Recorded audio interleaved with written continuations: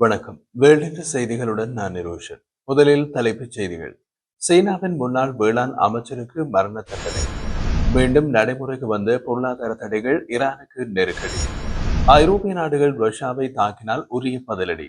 ஐநாவில் ரஷ்யா அறிவிப்பு. உக்ரைன் மீது ரஷ்யா தாக்குதல் 4 பேர் உயிரிழப்பு 10 பேர் காயம்.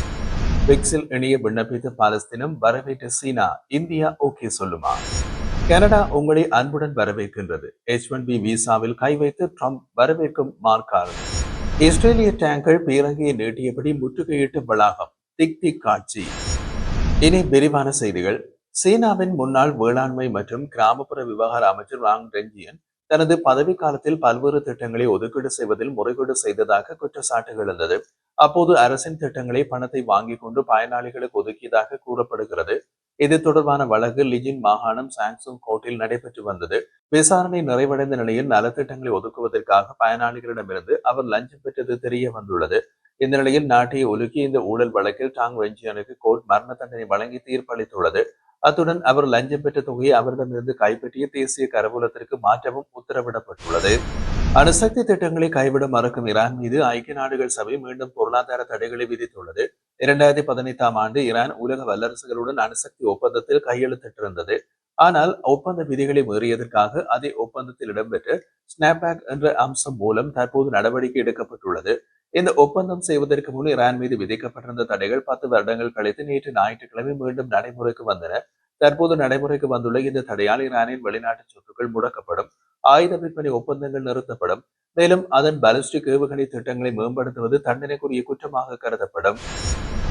ஐரோப்பிய நாடுகளில் ரஷ்யா முதலில் தாக்காது, ஆனால் ரஷ்யாவை அவர்கள் தாக்க முற்பட்டால் உறுதியான பதிலடி தரப்படும் என்று ஐநா பொதுசபை கூட்டத்தில் ரஷ்ய வெளியுறவு அமைச்சர் செர்கி லவ்ரோவ் தெரிவித்தார். ஐரோப்பாவில் நேட்டோ கூட்டமைப்பில் உள்ள நாடுகளின் வான் எல்லை வழியாக ரஷ்யா போர் விமானங்கள் தொடர்ந்து அத்துமீறி வருவதாக கடந்த வாரம் சர்ச்சை எழுந்தது. முக்கியமாக போலந்தில் ரஷ்ய ஆளற்ற விமானங்கள் சுட்டு வீழ்த்தப்பட்டன. எஸ்டோனிய வான்வெளியில் ரஷ்ய போர் விமானங்கள் பறந்ததாகவும் குற்றம் சாட்டப்பட்டது.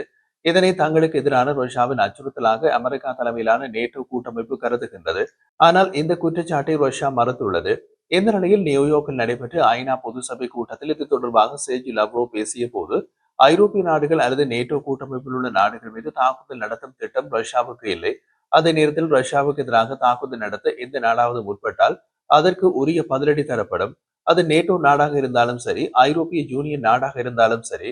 சர்வதேச விவகாரங்களில் அமெரிக்காவும் ரஷ்யாவும் பொறுப்பான முடிவுகளை எடுக்க வேண்டியது அவசியம். புதிய போர்களை ஏற்படுத்தும் விதத்தில் நடந்து கொள்ளக்கூடாது என்றார். உக்ரைன் தலைநகர் கீவ் மீது ரஷ்யா நேற்று ஞாயிற்றுக்கிழமை நடத்திய விமான தாக்குதலில் 4 பேர் உயிரிழந்தனர், 10 பேர் காயமடைந்தனர். உக்ரைன் ஜனாதிபதி செலன்ஸ்கி அமெரிக்காவுடன் ஆயுத ஒப்பந்தத்தை அறிவித்த அடுத்த நாளில் இந்த தாக்குதல் நடந்துள்ளது. இது கடந்த மாதம் உக்ரைன் மீதான ரஷ்யாவின் தாக்குதல்களில் குறைந்தது 21 பேர் கொல்லப்பட்டதை தொடர்ந்து நடைபெற்ற முதல் பெரிய தாக்குதல் நேற்றிரவு நடந்தது. உயிரிழந்தவர்களில் 12 வயது சிறுமியும் அடங்குவதாக உக்ரைன் நகர நிர்வாகத்தின் தலைவர் டைமூர் தகாசென்கோ தெரிவித்தார். இந்த தாக்குதல் குடியிருப்பு கட்டடங்கள், மருத்துவமனை மற்றும்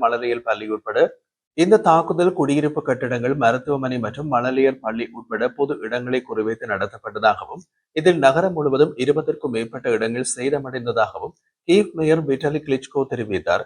இந்த தாக்குதல் காரணமாக நேட்டோ உறுப்பு நாடான போலந்து தனது போர் விமானங்களை உக்ரைன் எல்லைக்கு அருகே அதிகாலையில் பறக்கவிட்டது.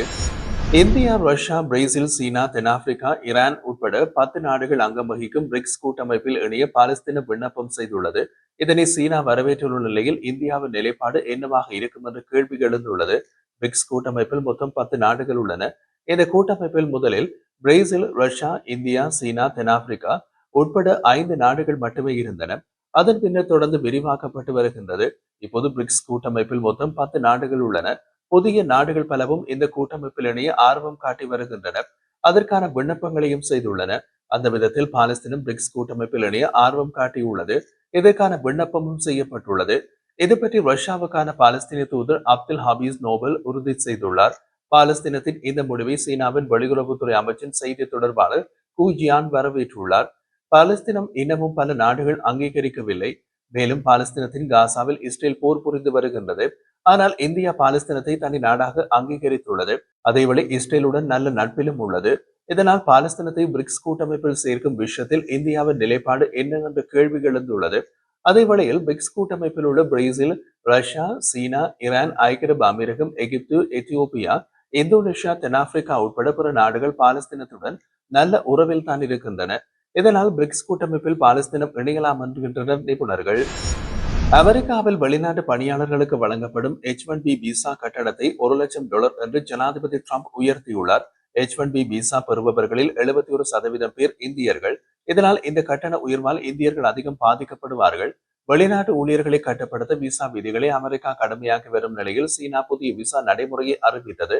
அறிவியல், தொழில்நுட்பம், பொறியியல், கணிதம் சார்ந்த துறைகளில் உலக அளவில் உள்ள சிறந்த ஊழியர்களை ஈர்க்கும் நோக்கில் கே விசாவை அறிமுகம் செய்துள்ளது. இது வருகின்ற 1ஆம் தேதி முதல் நடைமுறைக்கு வருகிறது. இந்த நிலையில் வெளிநாட்டு பணியாளர்களை ஈர்க்கும் விதத்தில் சலுகைகள் வழங்கப்படும் என்று கனேடிய பிரதமர் மார்க் கார்னி தெரிவித்துள்ளார். பிரதமர் மார்க் கார்னி மேலும் தெரிவித்த போது, அமெரிக்காவில் அதிகமாக H1B விசா வைத்திருப்பவர்கள் திறமையானவர்கள். அவர்களுக்கு கனடாவில் ஒரு வாய்ப்பு வழங்கி பயன்படுத்திக் கொள்வோம். விரைவில் இது குறித்து விசா சலுகைகளை வழங்குவோம். அந்த பணியாளர்களில் பலர் தொழில்நுட்ப துறையில் உள்ளனர். மேலும் அவர்கள் கனடாவில் வேலைக்கு வர தயாராக உள்ளார்கள்.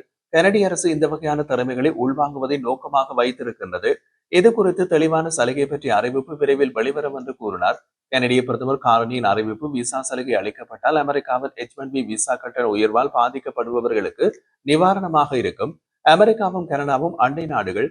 இரு நாடுகளிலும் வாழ்க்கை முறை கிட்டத்தட்ட ஒரே மாதிரி இருக்கும்.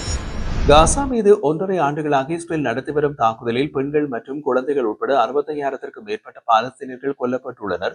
இந்த நிலையில் இஸ்ரேலிய பாதுகாப்பு படை எக்ஸ் வலைதளத்தில் இன்று வெளியிட்ட செய்தியில், காசா நகரில் இஸ்ரேலிய பாதுகாப்பு படை மற்றும் இஸ்ரேலிய விமானப்படை இணைந்து நடத்திய தாக்குதலில் ஹமாஸ் அமைப்பின் ராணுவ கட்டமைப்புகள் மற்றும் வளாகங்கள் தகர்க்கப்பட்டன. காசாவில் ஒரே இரவில் 140 ஹமாஸ் இலக்குகளை இஸ்ரேலிய பாதுகாப்பு படை தாக்குதல் நடத்தி அளித்துள்ளது என்றும் தெரிவித்துள்ளது.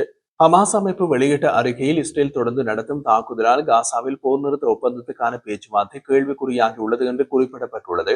காசா நகரில் உள்ள அல்சிஃபா மருத்துவமனை வளாகம் செயல்பாட்டில் இருப்பதாகவும், தற்போதைய கடினமான சூழ்நிலை மற்றும் சுகாதாரத்துறை எதிர்கொள்ளும் முக்கிய சவால்கள் இருந்த போதிலும் நோயாளிகளுக்கு சேவைகளை தொடர்ந்து வழங்கி வருவதாகவும் காசாவில் உள்ள சுகாதார அமைச்சு உறுதிப்படுத்தியுள்ளது.